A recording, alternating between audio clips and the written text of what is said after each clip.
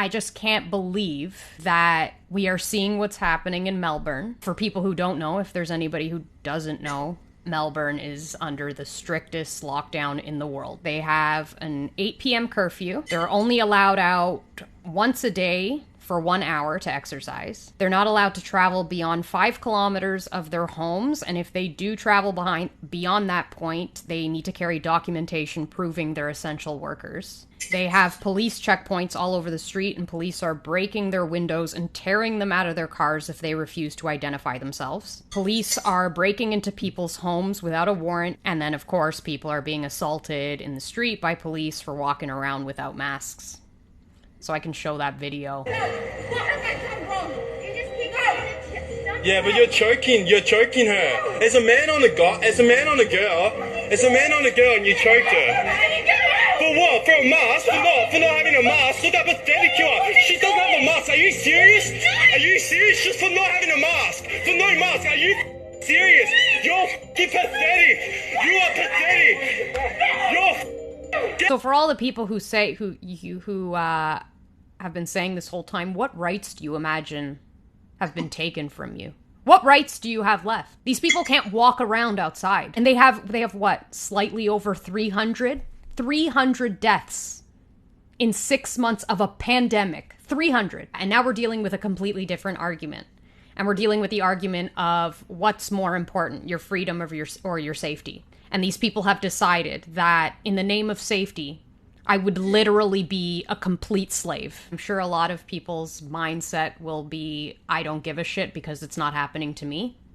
Because everybody likes to pretend that they do everything for the benefit of others. Really, the only reason people in the States and in Canada don't give a shit about what's happening in Australia is because it's not happening to them. This is coming for you next. If you don't care what happens to other people, that's fine. But it's coming for you next. What's the purpose of this stand 6 feet apart thing? Stand 6 feet apart, it's much easier for facial recognition to pick up on your face. It's really hard for facial recognition technology to work if you're all smashed together, right? You look at it and it's so obvious.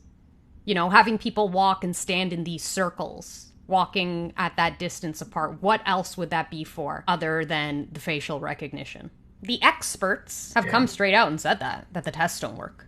But still, let's bring up these numbers. Let's bring up these numbers every time we have this conversation. You know, like we talked about, you go on Public Health Ontario, and they tell you straight up that they're inflating the death count, not hiding it. So all the people that are like, it's cute that you don't know the difference between credible information and made up information. It's not credible coming from the government? It's not credible coming from the government. It's not credible coming from YouTube. It's not credible coming from Google or Facebook or Instagram or Twitter. So where's the credible information? The information you invent in your brain to keep yourself safe? When this started, I was like, oh, people are going to realize what's happening. And they're going to have a rude awakening. And they're going to revolt. And we're in it now. We're in it. We're fully in it. The people that are still calling you a conspiracy theory, you're like, what conspiracy, man? We're in the conspiracy. And they don't care. So that's frightening. These people have been so heavily brainwashed and indoctrinated that they will not snap out of it until they are being murdered. I'd like to play the clip of the ex-KGB informant about how they demoralize a nation and why these people will never be able to see facts even if you present them right to their face. It's a great brainwashing process which goes very slow, and it's divided in 4 basic stages. The first one being demoralization. It takes from 15 to 20 years to demoralize a nation. Why that many years? Because this is the minimum number of years which requires to educate one generation of students in the country of your enemy, exposed to the ideology of the enemy. In other words, Marxism-Leninism ideology is being pumped into the soft heads of at least 3 generations of American students without being challenged or counterbalanced by the basic values of Americanism, American patriotism. The result you can see. Exposure to true information does not matter anymore.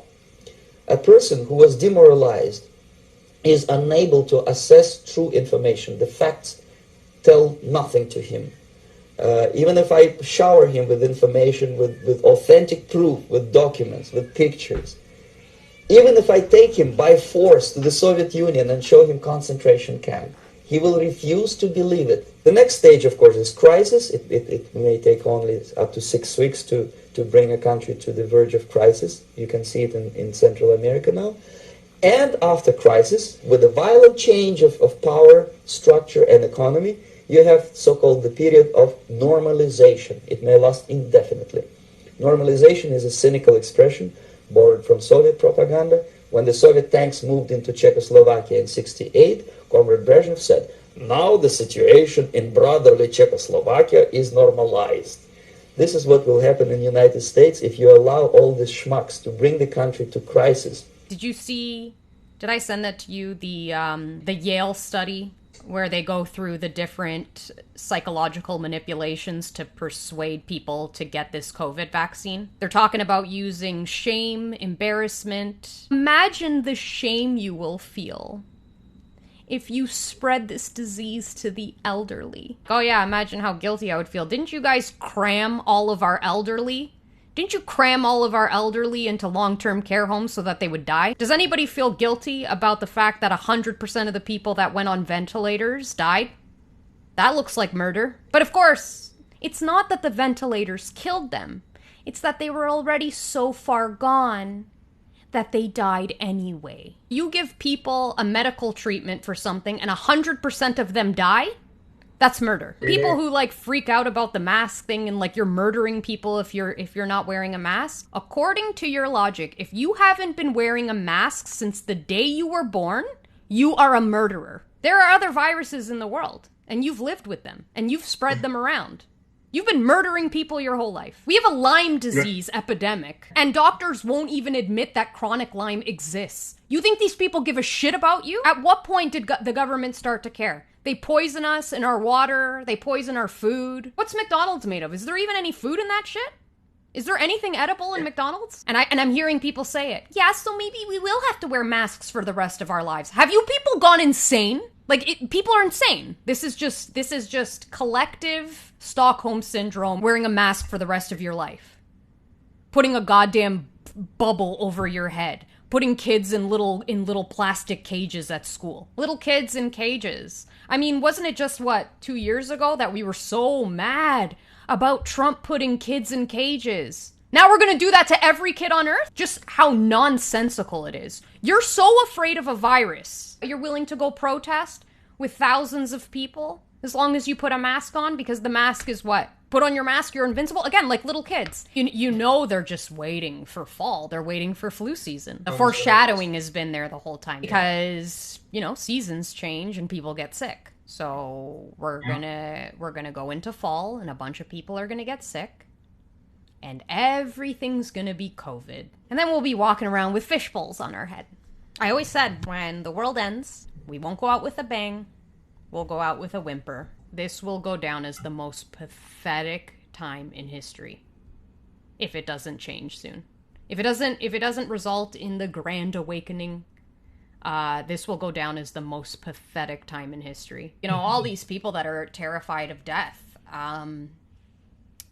Forget death. When you find out what this plan is, what this agenda is, I don't know why you haven't figured it out yet. It's right there in front of your face, but you're gonna have to live the rest of your life knowing how much of a loser you were, knowing how pathetic and weak you were. Think of what you're gonna feel on your deathbed. When your kid's walking around with a fishbowl on their head, chipped, tracked, no control, no freedom, can't play in a playground, can't touch another human being, you're gonna feel really pathetic for what you did.